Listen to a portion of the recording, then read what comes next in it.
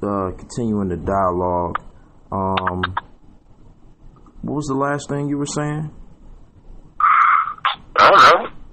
We were talking about the concept of blackness in the white racist context of America. How it's always been a demeaning and devalued position versus color.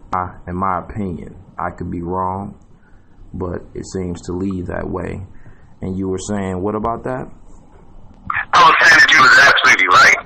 And I think the position that we take is, why do white people teach whiteness? Right? I mean, that's part of their value system. You know, why do they have definitions of the word black being filthy, ugly, dirty, like the devil is always in darkness, the evil? You know, these are all definitions based around the color black. And then when you look in the dictionary, and I suggest everybody look it up, look at the word white, pure, great, godly, angel, because you know the devil food cake is black, right? The angel food cake is white. You know, God has always shown us white, right? But the reality is, they're teaching their cultural ideas, that which helped them to identify, right, to making them a success in this world. You know, like Francis Welsing said, right? You know, this is of genetic annihilation. Well, hell, everything on the planet, man, wants to survive, right? And so they have created an environment based off of nature that allows them to survive. And so they're supposed to teach whiteness. It's ridiculous for us to think that they would actually have a school, right, that would teach blackness. Let's say we had school systems in place, right? And we had white students coming. And the first thing we taught about was blackness.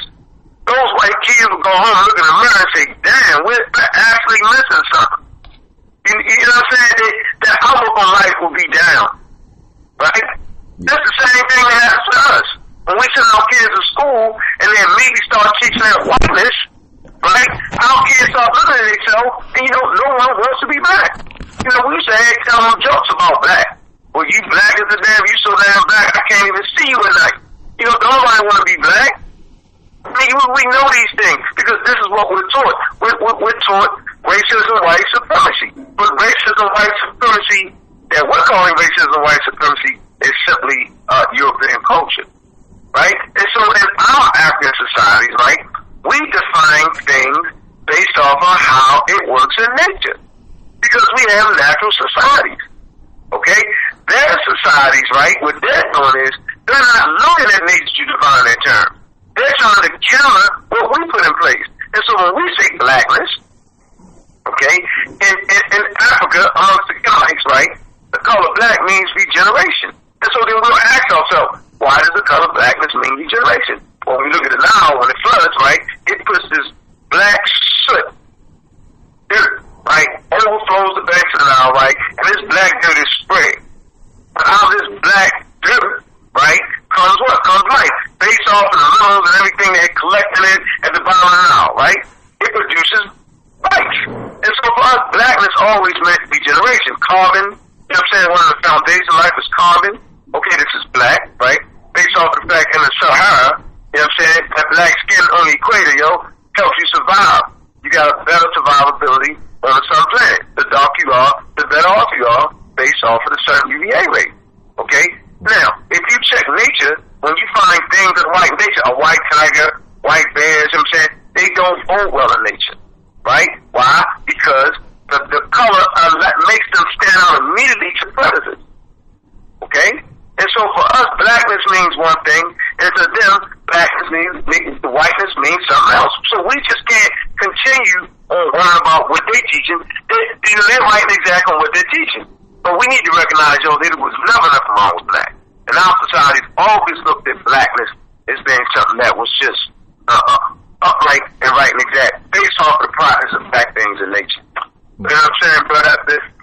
So when we fight about the color black and the color white and all that, man, we need to teach from our cultural context. So when your kids go to school right? From a educational standpoint, they're being taught whiteness. I mean, this is exactly what's supposed to happen. So that's why when your children come home, you have to teach the blackness. I mean, because cultures are cultures, and cultures are designed to teach. So, do you think that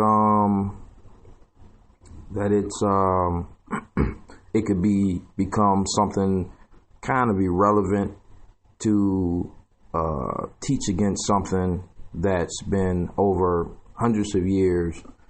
It's been like a global consensus brought on by the racist white people who propagate blackness.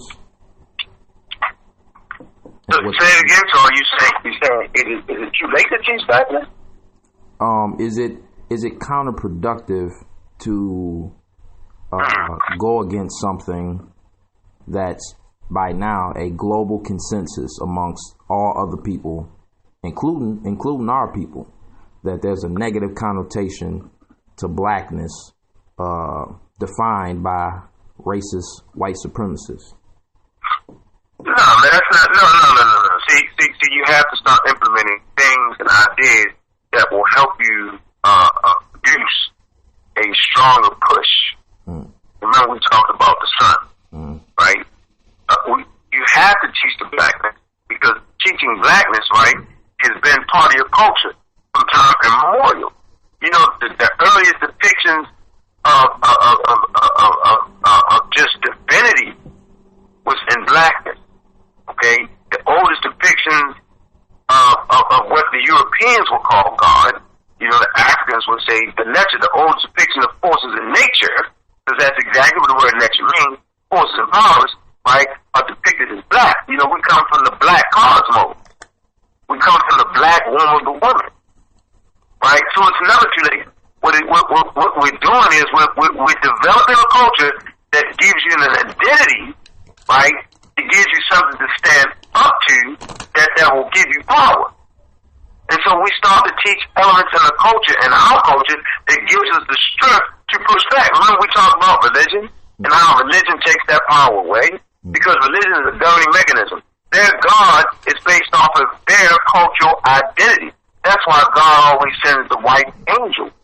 That's why God is depicted as white. So the first depiction, right, or one of the first depictions, I know people debate about this, is that picture, that painting. Okay? In the 16th chapel. I think it's Leonardo da Vinci. Right? He paints God pointing his finger out to Adam. So the white God points his finger out to Adam. The first human being is being white.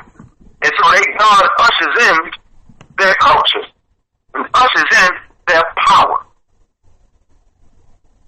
So the point I'm making here is that when you download their religion, you're downloading a cultural identity, which identifies with whiteness. White, we call it white power. The Ku Klux Klan, they wear the white robes. The Catholics, right? If you look at their ceremonies, they wear the same hood and the same white robe. These Christians. Okay? And so that's why I fight so hard against religion, right? Because religion is their cultural identity, and it allows them to identify with their ancestors and their culture. That's why the Christians rustled Judaism, took Judaism and recast it, and that's all Christianity is a recasting of Judaism. And that's all Islam is. It's a recasting of Judaism. Remember, they're all in the same building on different floors. Judaism being the foundation, Christianity, and then Islam. Because they're recasting it in their cultural identity. This is the same thing the Hebrews did. They recasted the older systems right into what you're calling Judaism. Because this is what humans do. Okay, they develop an identity. And so we lost our identity when we spent 800 years of slavery amongst the Arabs. We lost that identity. We lost that identity when we spent 500 years amongst the global slave trade. And I say global because it was just that global. And then you spend another 160 years, 170 years to bring us to this point, when we quote unquote supposed to be free. But they don't talk about Jim Crow. okay, which was another process. And Jim Crow was getting you ready for right now. You was almost free, right? And then you usher in a period of resistance that they call the civil rights movement. Like, why don't you have to fight for your civil rights? Why don't you fight for your human rights? Because everybody is civil, like, just to be civil rights. And so the homosexual community is a part of that. Everybody is a part of that. Okay? It wasn't specific for you. Specific for you. We should have fight should have been for human rights. Okay? But we didn't. So it brings us to this period right now. Okay? And so, man, so we back to that original question of blackness and whiteness, right? And should we continue to fight? Or is it, you know what I'm saying? You was basically saying, well, is it too late? Because they teach whiteness. Right, well, that's why they power and grip is so serious, because everybody feeds into white power. Specifically, black people do. You know, if it ain't white, it ain't right. And then we expect them to do for us what we should be doing for ourselves. Oh, that's that white information, or that's that white school system. What do you expect them to do? It's our job as parents. That's what a parent do. A parent looks at situations and governs the situation for the child. You know what I'm saying? And so, our kids go to school and they learn what they have to learn. Then you come back and you fix what you need to fix. Because that's what parenting, that's what they call it. They say, if you don't send your kids to school, they're not going to be socialized. That's what they told me when we were homeschooling the children. They were saying, well, to a man, the family was telling us that, my wife decided to homeschool. They were saying, well, the kids are not going to be socialized. Well, then when you look up the definition of what socialization was, socialization starts in the home. So you have to socialize your kids. Okay? So the process of socialization is supposed to take place at home. Well, then you ask yourself, well, if that's the case, then why are black people socialized like white people? Because we socialize our children at home, right, under the auspices of white power, of white culture. We give them Christianity, which is the ultimate in white power. You know what I'm saying? Yeah. If God is the white man, you'll sit in heaven on that throne. On the left side is Jesus, on the other side over you, or something crazy like that. But that's the ultimate in white power, because remember, they used Christianity to enslave you. That was their excuse. Remember that. It's called the doctrine of discovery. We talked about that. They drew that thing as Pope Fernandez the fourth, drew that line down the map where Spain and Portuguese was fighting each other and saying whatever on one side that belonged to Spain, on the other side, that belonged to Portuguese, and whatever land you discover, I don't know how you discover land when there's already people, but whatever land you discover that does not have a Christian monarch, okay, then you can enslave the inhabitants and take their land. And you have the right to Christianize them. But this is in writing. This is not something I'm making up. Okay? That's the spirit of white power. That's the spirit of whiteness. That's when all of a sudden, now everything is black, is gloomy, filthy, dirty, out of order, the devil. Right? They're closing down your thought. They're closing down your ability to push. Remember we talked about that? This culture, okay, living this culture does not give you adequate support in pushing back. Why would I give you a culture why would I allow you to download this culture that would help you push back? You won't. The only people trying to push back is the people who are free thinkers. Like such as yourself. Right on. Right. Go ahead. Earlier, you were talking about racist white people, and you used the name of the group, the Ku Klux Klan. Now, here's my question about that, just to divert just a little bit, but not really get off topic. Do you think it's counterproductive to associate racism with only skinheads, KKK, etc., and not white in general?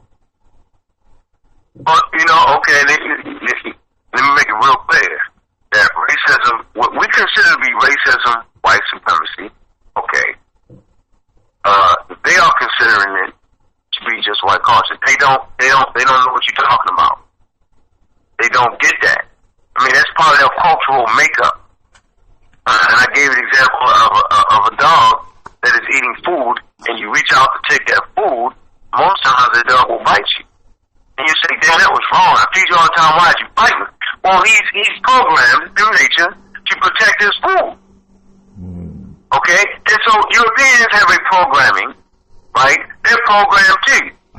You know, fear of genetic annihilation.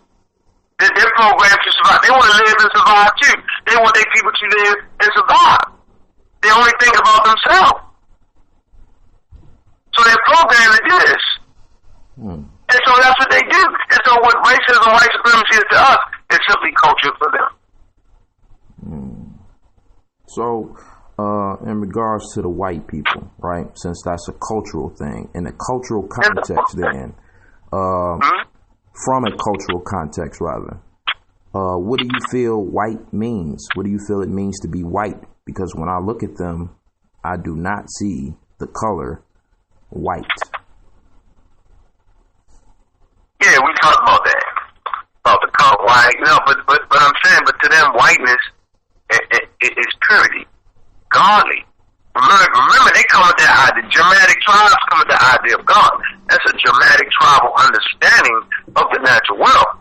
That's how they understand their world, right? They encapsulate cultural identity in the form of their God. That's what God is. God is a political tool, an encapsulation of ideas and concepts based off of people's ancestral understanding of the world they live in.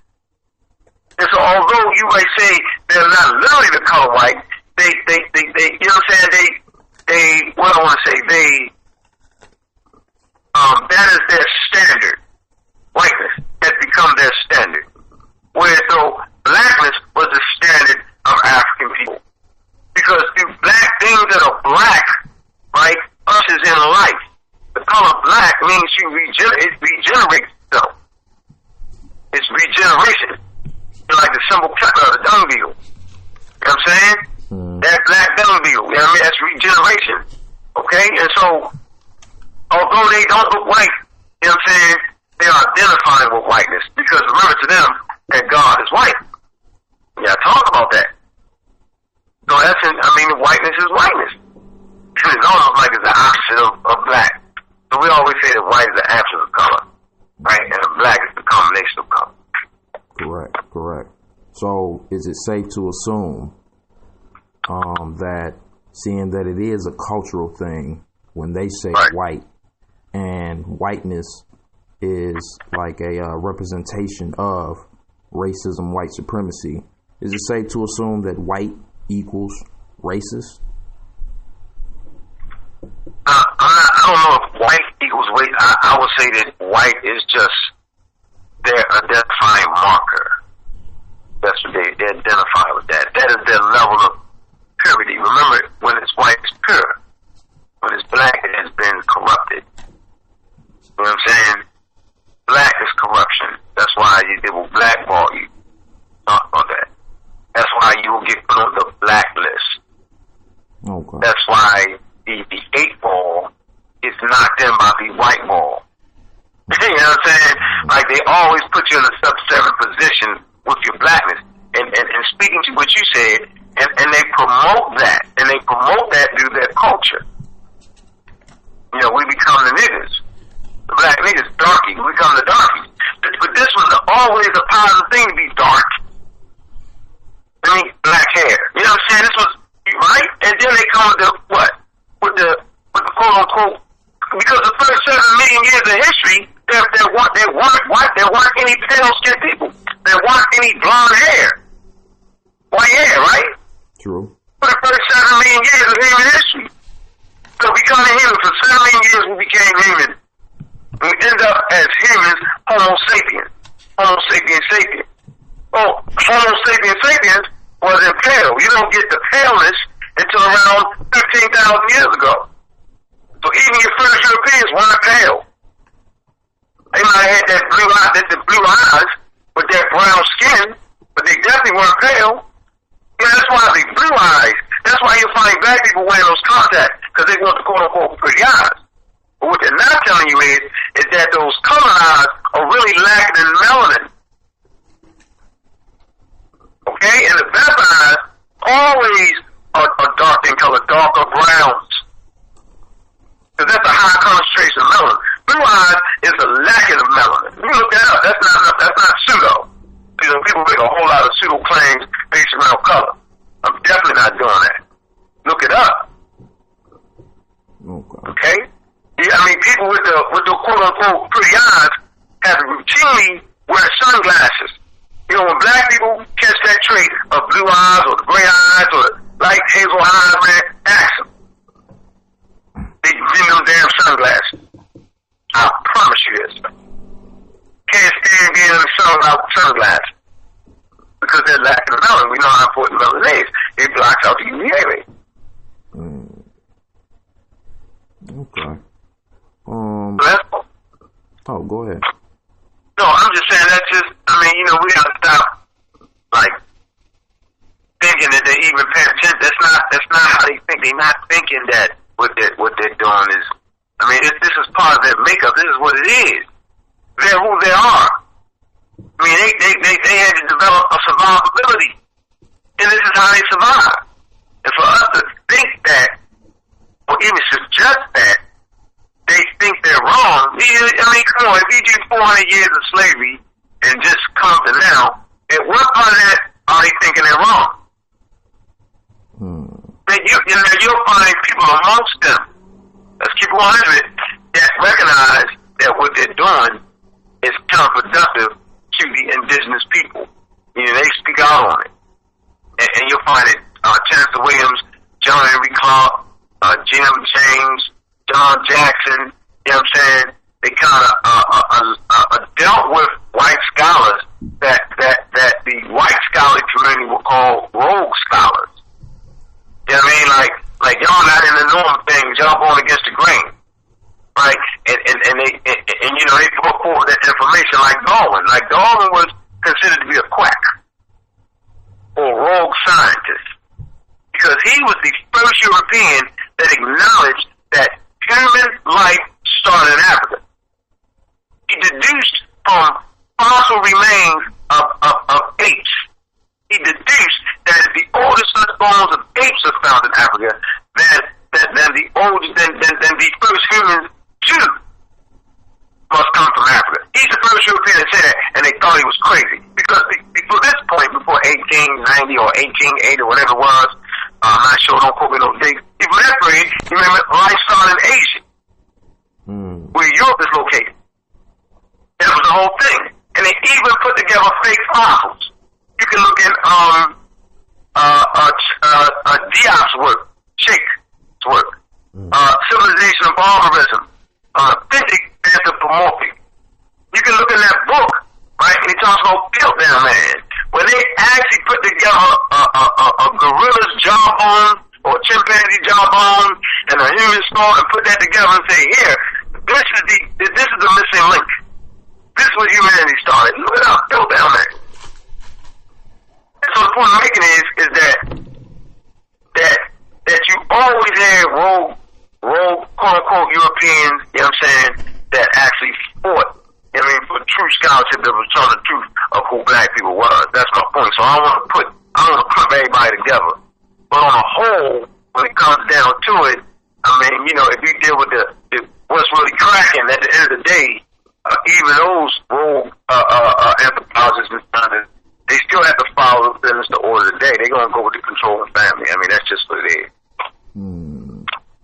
So, let's speak about some of the people who we descend from the continent or the part of the world that they call Africa. Do you feel that it was a lack of culture that led to those people or those groups within Africa, led to their demise and their capturing and their subjugation? Or was it a lack of an understanding of what they then called Europeans and what they now call white people? It wasn't just one factor. Now, being self-sufficient, you know, on the African continent, I mean, we were very self-sufficient. Like, we didn't need anybody else to kind of survive. You know, we survived off of nature, right? Mm-hmm. And in South Africa, Central Africa, West Africa, they can come in contact with a lot of different people. You get my point? Mm-hmm. Now, when you deal with the Kemites, Lower Egypt, in the Delta, near the Mediterranean Sea, you know what I'm saying? These Kemites, they dealt with a lot of different people. Meaning, they routinely traveled in the area of confluence. When I say the area of confluence, I'm saying the Great Mixing Bowl. Where you develop, where you take the African stock and then mix with the Indo-European or Trans-Caucasian stock, and you form this kind of funny, like, Puerto Rican type. You know what I'm saying? They call them the Semites. Right? And in this area, this is the area where everybody comes, and so since it's a mixing bowl, that means people are coming in, and you get a lot of different cultures, a lot of different people come.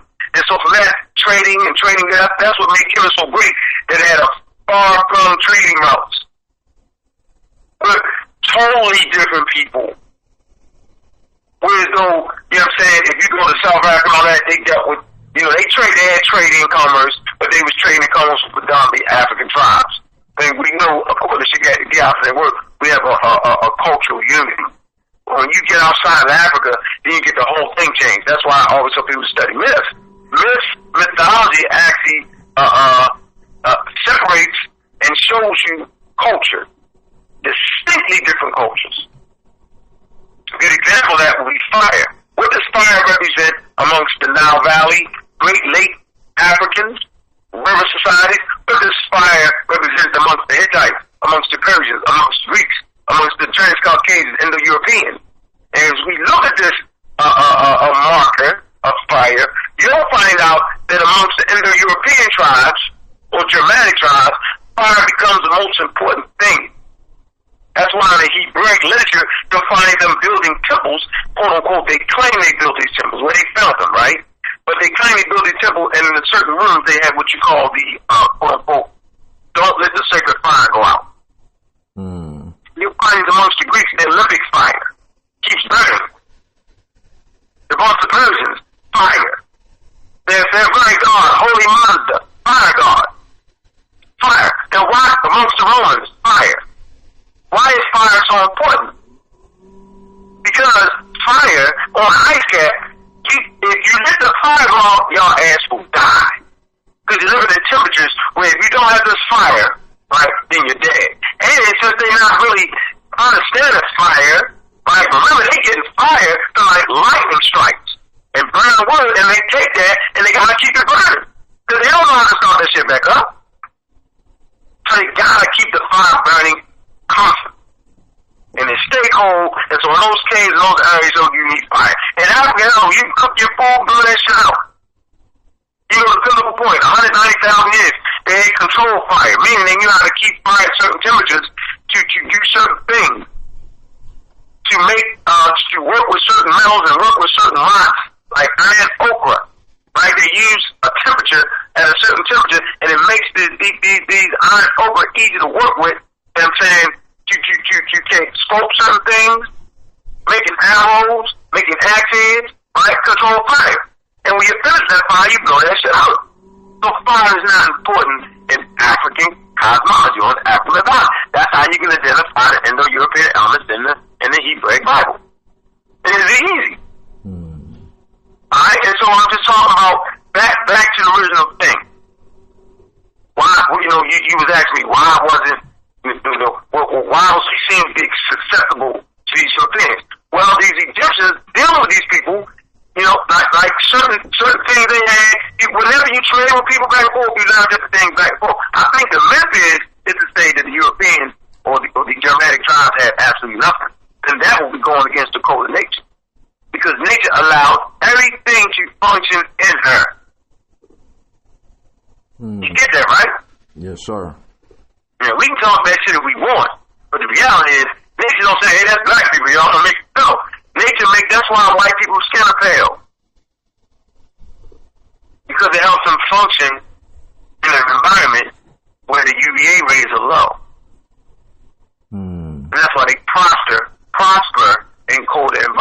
because they're children of the ice. Their survivability is higher in colder environments because Mother Nature made them that way. This is natural selection. That nature forms you and chooses the babies for the next generation that has a higher survivability. And having a higher survivability, they can produce higher yields of the next generation. Okay. And so in coming in contact with these people, the Kemetans, the Ethiopians, right, they learn different things back and forth with each other. Okay? And so if these Europeans are developing weapons, right, high weapons, and you come in contact with them, you go, oh shit, we gotta make sure we develop that too. But if you're in West Africa and all you have to deal with is brothers and sisters dealing with certain speed and certain things, then you're not going to develop that type of technology. Yet, remember, if you're reading Chancellor Williams' great work, right, he speaks of when did war change from the African context of being a game to the European context of just straight murdering people and building weapons of mass destruction. When did that change? And so warfare to us wasn't all I'll kill your opponent. As a matter of fact, so we had rest breaks in between our battles with different clans, different tribes. And you were talking all that, and then when they ring the bell again or hit the drum, you start fighting again, and it was all about what they call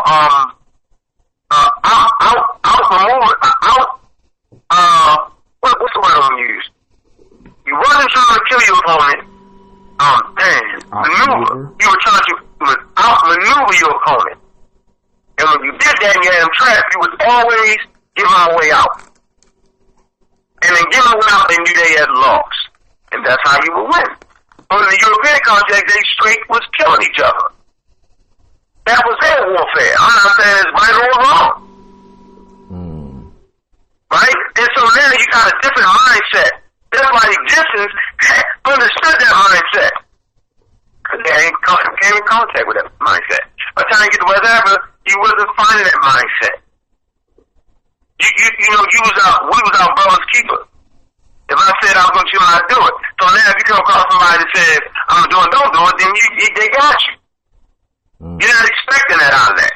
And so they had better technology in warfare because they think it was based around. Remember, they culture, look, if you want to know anything about Europeans, study their God.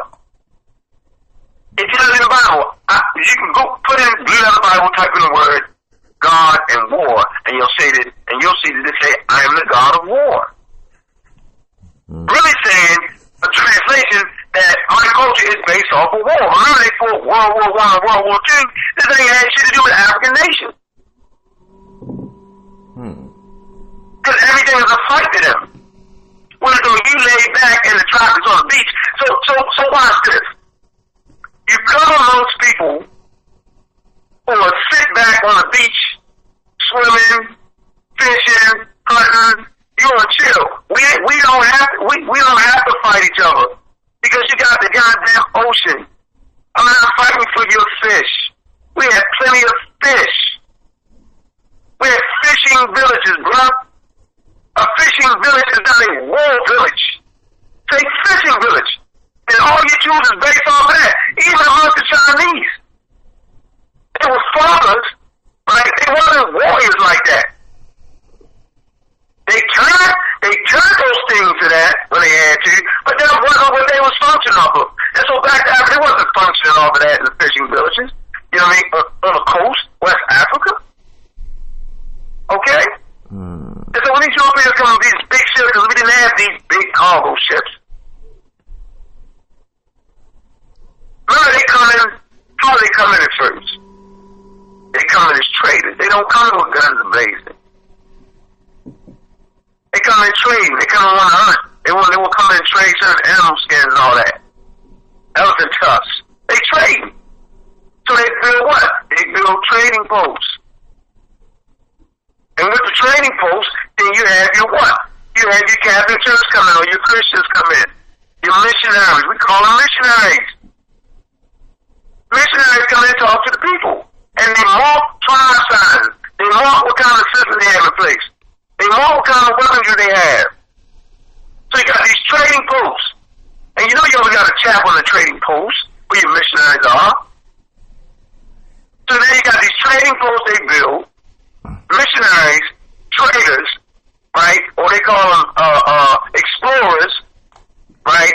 And then you bring in an army to protect that. What the hell are you protecting it against? So then your trading post goes from a trading post to what? To a fort. So then you got a fort based on their culture identity. Because remember, they had to build forts. Remember, if you take it back far enough into the area of confluence, right? They built walled cities. Because they were warring. They was always warring. They got these walled cities. And then you'll find Egyptians start to build forts to keep their ass out. So you got these forts that went from trading posts, right? Now, what do they become? They become slave dungeons. And so these churches is the last place that Africans see Africa. Remember that, yo. Remember this shit is funny to me.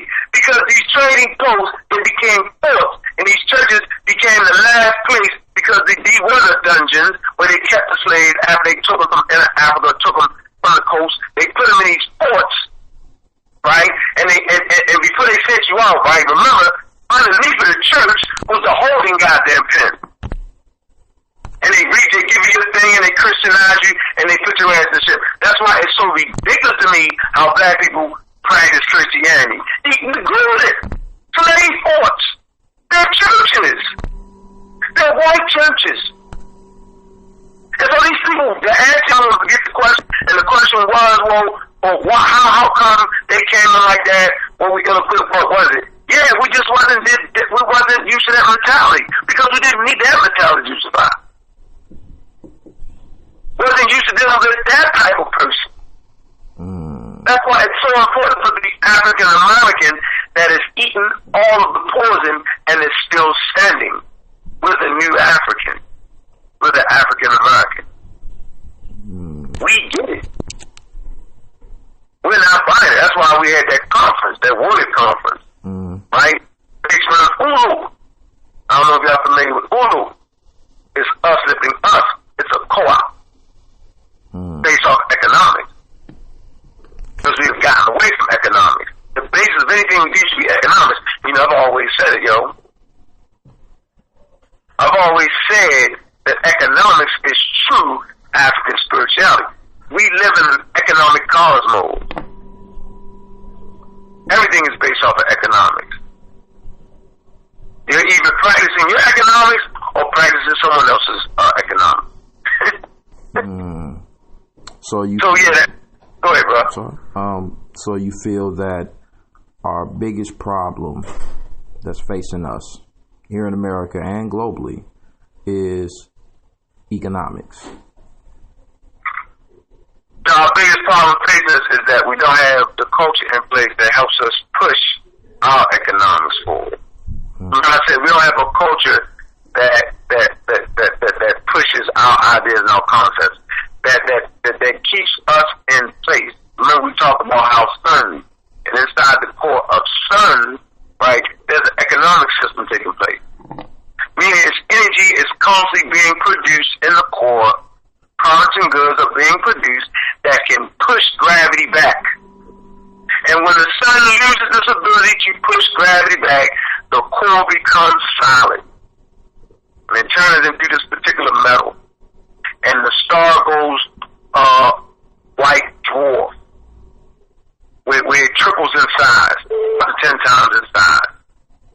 Giant white dwarf. And then that goes supernova explode. That means that the inner core has lost its ability to produce things, right, that will keep gravity away. So the question is, what is it that we are producing that pushes European culture away? Nothing. That keeps the balance, because when the sun is flourishing, it has a balance. And so I tell you, nature produced things forces you to balance your ass. And if you don't balance it, you become imploded. Then you get high rates of crime because we're not balancing European culture. We're not pushing it back. And so now you have high rates of black on black crime. You have high rates of people not wanting to be black. You have high rates of the sisterhood having their hair unnatural.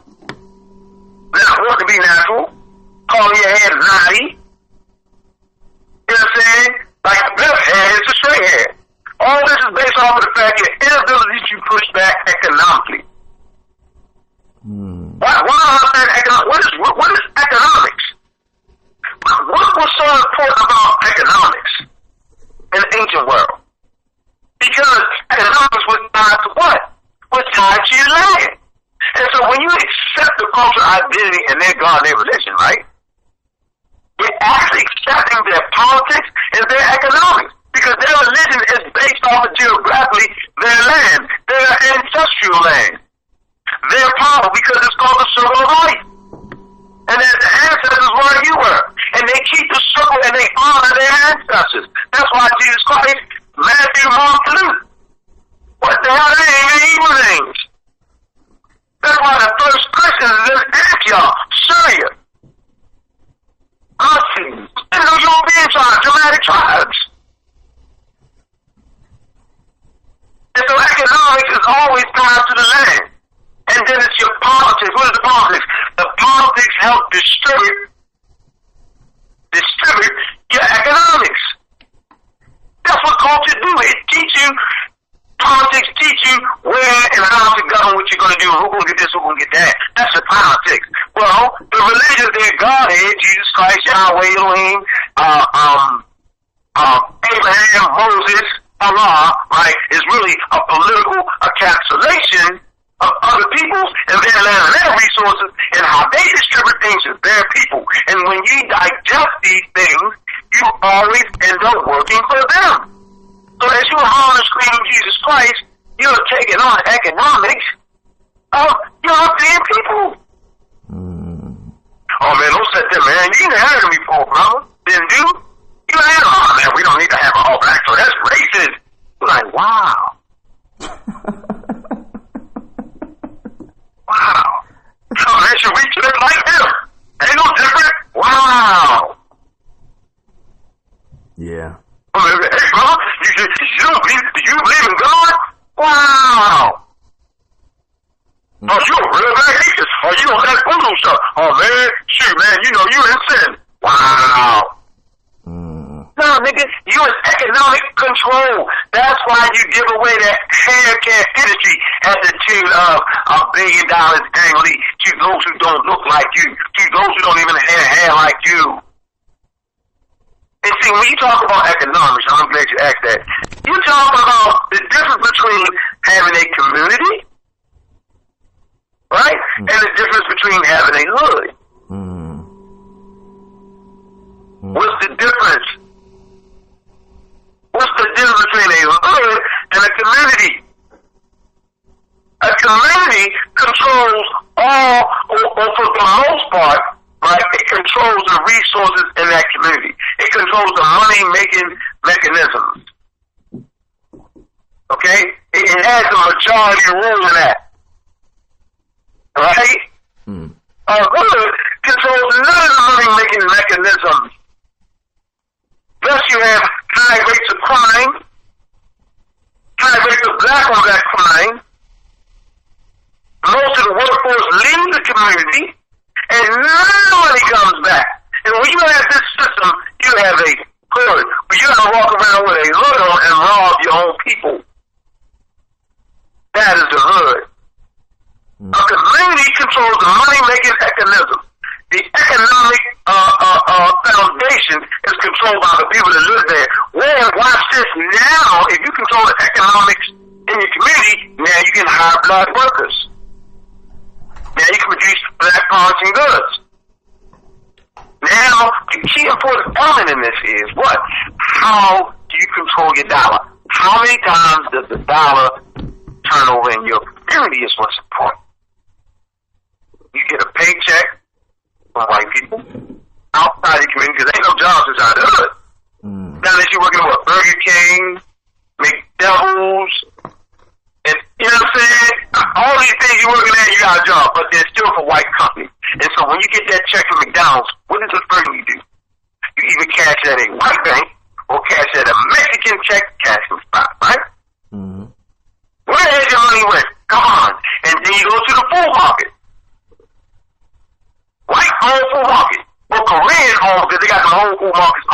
Jewish community, right? And they have those Asian markets. So now you got paid by white people. The first dollar you spend is in a check cash because it costs them to get you shit in cash, right? Or you go get your shit cash at the bank account is now owned by black people. So that dollar you just spent and left the community immediately. Then you buy your food, then you buy some tennis shoes, all the other people, and your money has not circulated one time. Wow. So you don't have to see, we talk about those things again, right? We don't tie it all together. We talk about the economics, right? We talk about how economics allows you to push back shit, correct? Well, you need economics. You need money to push back the hood. The hood is racism, white supremacy, pushing your ass to imploding yourself.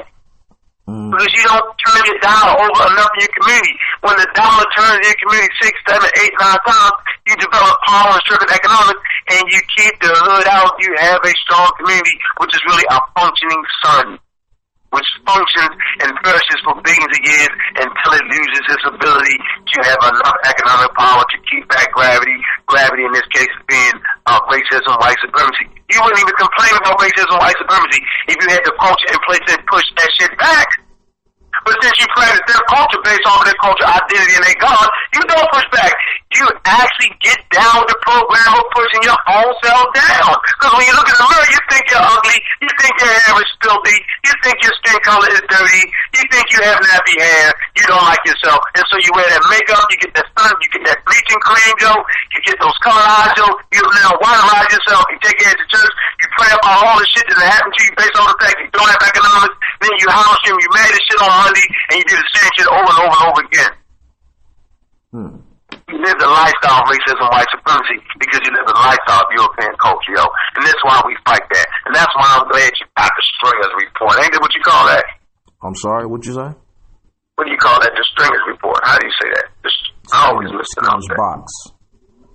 Say it again. Say it for me. Skinner's Box. Skinner's Box. the Skinner's Box, right? Then we can actually start to encapsulate and understand these ideas, brother. Yes, sir. Now, I want to preface this question by coming back to our elder, warrior, scholar, master teacher, Dr. John Henry Clark, who had great information for us. Speaking on economics, seeing that he said in one of his lectures that we have been taken out of our cultural womb and put into the cultural womb of white supremacy, right? So now we still live in a context of white supremacy here in America. So do you think that it would be a better route to go if we're trying to develop a culture around that to, as you say, push back, for us to develop a counter-racist culture? Ask the question again. Should we develop that? Should we develop a counter-racist culture to push back against the culture that we've been incubated in, which is racism, white supremacy? Did we develop it or are we developing it? I said, should we develop a... Yeah, you're doing it right now with the Skinner's Box. That's developing a culture that push back racism, white supremacy. Yes, sir. And you'll get younger brothers and sisters will listen to this, right? They come to the channel, right? They subscribe to it, and they get this fresh thought ideas, coming from a young brother such as yourself. You know what I'm saying? That you are, at the start of pushing African ideas and culture. I mean, when you live African ideas and culture, it is designed to push back. That's why they don't teach that shit in school. Counterproductive. Forgot to teach that in school. Yeah. I couldn't hear you. I said it'd be counterproductive for white racists to teach that in school. Right, and they know it. So you don't know it. You don't know it's counterproductive to teach about the white Jesus, or the black Jesus, or the white Muhammad, or the black Muhammad, or the Allah. You don't get it. Okay. Let's get on a shift a little bit and get on like a different aspect of our problems. Let's go to what white people call epithets or stripped down name calling. Seeing that we have been in this culture and inculcated a lot of their teachings from a racist perspective, even though we're on the outside, what do you think makes us use epithets against each other as if any of us are the main problem versus focusing on the pushback against racist, white supremacist, white people? Say it again. I bet you can't say it again. Say it again. Because you was kind of teaching, you know what I mean? Your question, you was kind of teaching. Go again. Okay. I'm talking about epithets. Stripped down is pretty much name calling, which we do a lot. Name call each other, right? Okay. From the perspective of us being incubated within racism, white supremacy, which means that we take on their culture or enculturate their teaching, their ideologies and things. They were the first people to call us names. And now we've started to do that as well. Call each other names. Sambo. You mean negative, right? Yes, things like that. Okay. Why do you think we do that? And why do you think we continue to do that if the real problem is racist white people? Why do we start calling them names? Yeah, because we live European culture. And in that culture, blackness is a negative thing. Voodoo is evil, and you're going straight to hell. God gonna get you if you praise the mouth of God. See? Yes. And so we live the culture of Europeans.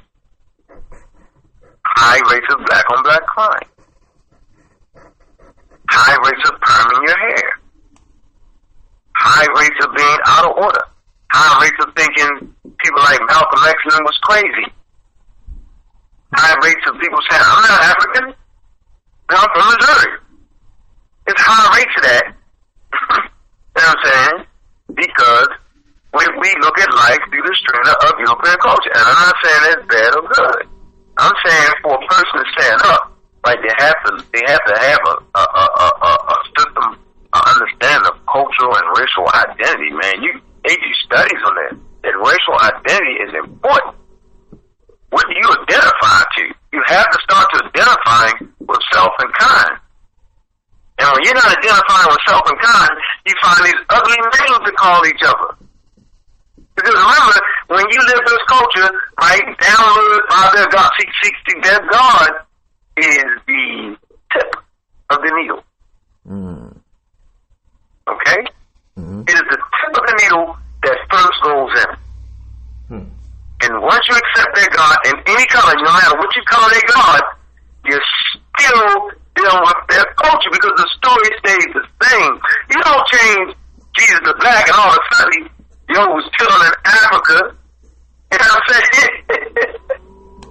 Change the story where Jesus was in the hood or Jesus was in a black community. This story don't think this nigga's still in Jerusalem, yo. You feel me? And so then God becomes the pinhead of the needle. And that goes in, and then the culture is downloaded to you through their religion. And so you're not identifying with self and kind. You're identifying with other people's politics, other people's ideas, and other people's culture. So you actually think you're right, and you say, hey, I want to have the American dream. You really think you're getting the American dream? But the American dream is always an African nightmare. You think you're those people, and then you get disappointed when you find out, no, they're really not letting you in, because most of the wealth controlled in the world is by white people. Their culture. I'm not saying it's wrong or right. I'm just saying you can't be them. That's why they make out so well, because they want to be them. And then they'll take bits and pieces from you and put some shit in this, make it big. They'll take the aesthetics. They'll take some of your aesthetics You know, everybody gotta have a big butt. They ball those things. You know what I'm saying? But like hip hop, now all of a sudden the rap god of hip hop is, ooh, he becomes the rap god. He's the top. When they don't tell you about them, that one of the most important things in music is the beat. Who made the beats for Eminem? See? You know what I'm saying? Yes, sir. And so back to this thing of name calling, man, we name call because we think we them. Oh, nigga, you black as a motherfucker. Nigga, you so black, nigga. I can't see with night. Well, you the black Sambo. You know what I mean? Because we don't think we're who we are. We think we're them. And so we name call. We do the same thing to us. We degrade our culture from the inside, bro. Okay. Well, I'll preface this by saying this. To be called something, right? Like, let's say a police officer. You know, to be a police officer, you must have a function. You must do something. Yeah. To be a basketball player, you must do something. So with that being said, I'll ask you, what does a black person do in the context of racism, white supremacy? What should they do? What does a black person do? Because we already have the title black in American society. So what does a black person do? Or some things that black people do?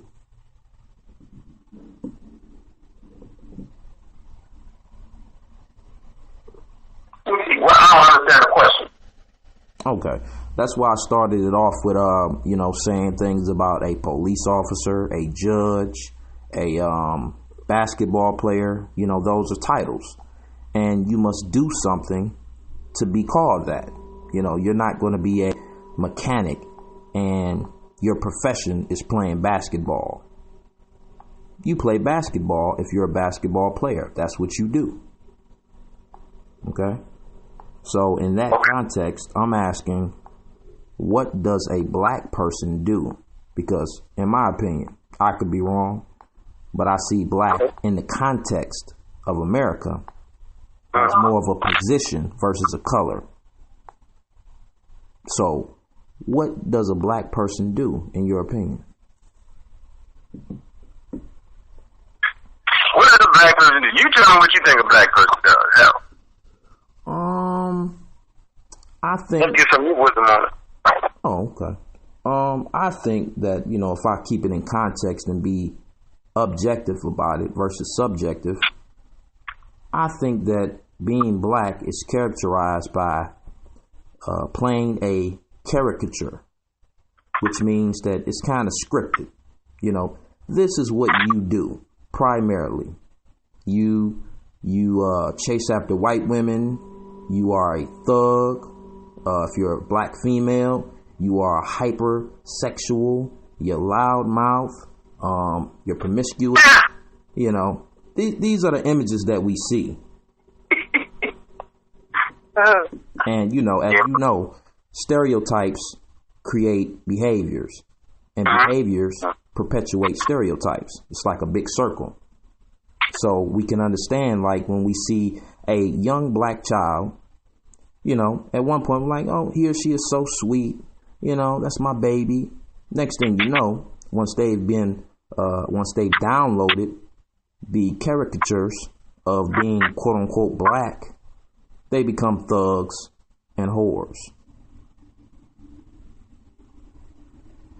I got it. So you're basically saying, based off of their definition of what black is, based off of their definition and their defining who we are, right, then we live out that. And that's exactly what I was talking about. And as you live the life of racism, white supremacy, you do all the things you just said. And so black does become loud and ghetto. And all black people smoke crack. And the black people enslave themselves. Yeah, this is part of the whole cultural identity. Identifying with other than self makes you follow their definitions and their ideas of who you're supposed to be. Because most people that play football, basketball, and are successful was first in the hood first. And they tell you that's bullshit. Like it's a glorified thing to be in the fucking hood.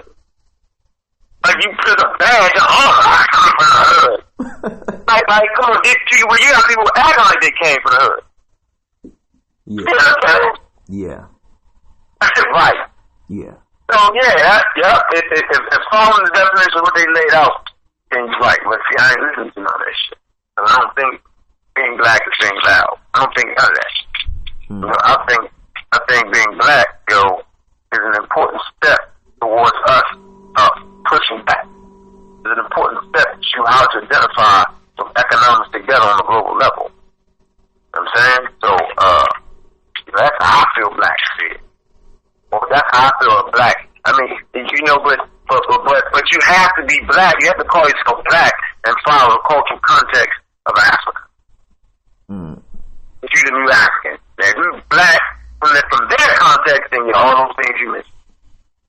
Okay, let me give a little pushback. All right, that cool? Yeah, true. Huh? What did you say, Anhk? I said go for it. Okay. What about those people that say, well, people in Africa don't even like you. You know, they don't associate themselves as, black, and if they do, they associate you with more so with the system that apartheid and things that they're going about. So they more so call you colored. So therefore they can't even tie in with you. What would you say to those people? Say it again? I said, what about those people who would say, when you said what you just said, they say, well, I hear you, Anhk, but those people don't even like us. They wouldn't consider us black. They would consider us black, colored, in the context of which they've been brought up in, which was apartheid, for the most part. And, they don't connect with us. So why would we carry out our blackness or revolve our culture around something from a people who don't even identify with us? You talking about African people in the continent of Africa that don't identify with us? That's what you're talking about? Yes, sir. What would you say to those people who have that question? Yeah, I would say then, to hell with them ignorant ass Africans. Because just because you African don't mean you can't be ignorant as hell. Just because you African don't mean that you the best African on the planet. Just because you African mean that you born in Africa means that you have the goddamn a checkmate piece on being African. See, I'm not an African because I was born in Africa. I'm an African because Africa was born in me. And last time I checked, right, they decimated the continent first. They was counting out first. You can go to Africa right now in the villages and see white Jesus all over the place. So I'm not listening to them on what it means to be African. Africans went around the world. And I'm an African living in America. And I develop cultural ideas and concepts. I'm not waiting on them to develop nothing for me. Well, I'm moving forward. I'm not needing them to identify with me. They're identifying with their ignorance. They're identifying with the television. Remember, the only thing they get of black people is robbing and stealing. Look at the movies. Look at the movies, right? This is the only picture they have of African Americans. This is what they see in the movie. What we call propaganda through Hollywood. Propaganda. Okay? Yes, sir. They're not going to promote blackness through Hollywood. Okay? And so what do I say to that? I say to hell with them. You can't tell me how I am supposed to connect back to my ancestors. I don't need you to tell me what I can and cannot do. I don't need you to identify with me. Every African in Africa can hate African Americans, and it don't mean shit. It don't stop me. One monkey don't stop no show, like they say.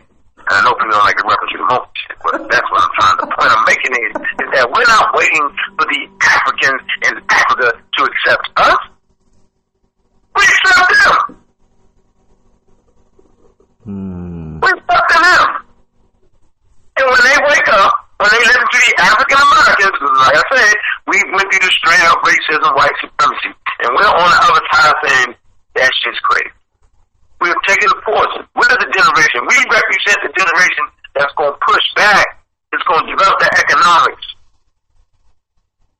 You Hulu, us living us.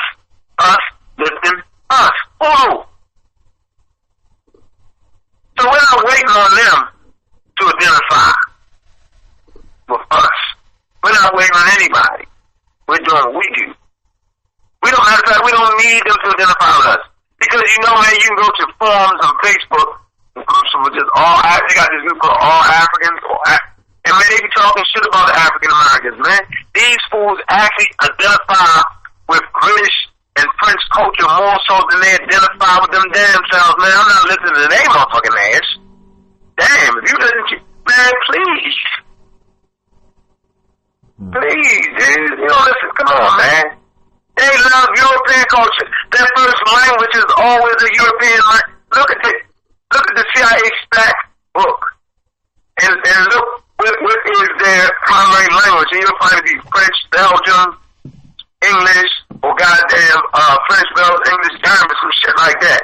And whatever language they are taking on is their primary language is the people that colonize them. So the question is, if you fought back so much, right, and you took your shit back from white people when they colonize you, right, then why they still have their language? Because remember, language transmits the culture. That's why we always change the English up. And they call it slang or ebonic, because we was trying to transmit our culture. And you can't transmit African culture through English. So we break it down, diversify, change it up, throw the slang in, and we kind of get out, you know, because you know, I'm a little bit slick. We use the word slick, not like they wanted to use the word slick. They were saying that something is slick, you know what I'm saying?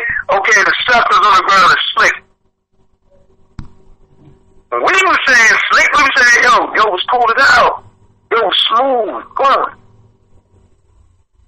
You had an understanding how to the people around. He was slick with it. When we were saying niggas is cool, right? We were saying, yo, he put his ideas together, yo, he's smooth, he cool. He easy going. They were saying the damn weather. The temperature was cool. We were saying how very feel was cool. When we said nigga, we wasn't saying the hatred, although we treat you that way. We was putting on a higher level. A term of endearment. We always change the language around. You feel me? Yes, sir. You try to transmit, you know, bits and pieces of our culture. And don't be mistaken, right? Our culture is still here. We just gotta reach and get it. Because it's in our DNA, man. Okay. Just to speak on the whole Ebonics thing, you know, because I totally agree with what you just said. To take it out of the framework of them, meaning I suspect you're talking about white people. I'm just going to read a little bit of passage about who created it and for what. It was a psychologist named Robert Williams, quote unquote black psychologist. And it says the word Ebonics was originally coined in 1973 by African American social psychologist Robert Williams in a discussion with linguist Ernie Smith, as well as other language scholars and researchers, that took place in a conference on cognitive and language development of the black child, held in St. Louis, Missouri. His intentions was to give a name to the language of African Americans that acknowledged the linguistic consequence of the slave trade and avoid the negative connotations of the terms like non-standard Negro English. Just to provide some context on that. Yeah. Skinner's Box, Aspects of Racism, White Supremacy. Having a building session with Anhk from the Armor Raw Squad. We definitely appreciate your time, sir, to speak with you and build with you and gain some of your understanding. I'll speak with you later. Appreciate that, bro, man. I appreciate you giving me this opportunity, man. I appreciate you creating this format, man. A show like this, man, it's very powerful, very important. You know, I can't keep it unless I give it away. You can't keep it unless you give it away, you know what I'm saying? So as I raise your mind, you raise other people's minds. No one is more important. It's important to have dialogue between the younger brothers and the older brothers, and I'm glad we have filled that immigration gap. It's just important. I'm proud of you, as usual. It's important for the young brothers and sisters to fight back. It's important to take the ideas that you learn from older people to transmit them to your ideas and your concepts. It keeps the movement young. You know what I'm saying? With shows like this, it's a powerful part of the community. You might not know that now, but I'm gonna tell you this: a few years now, you're gonna have somebody. You're probably having it now. You're gonna have people come to you and say, "Man, I learned so much from your show. I learned so much from hearing you speak." All you gotta do is stay the course, young brother. I appreciate you allowing me this time. I'm the Raw Squad Up. Real Black Atheism is on the ride. All right, brother. I appreciate you as well. Peace. Peace. Ulu. Ulu.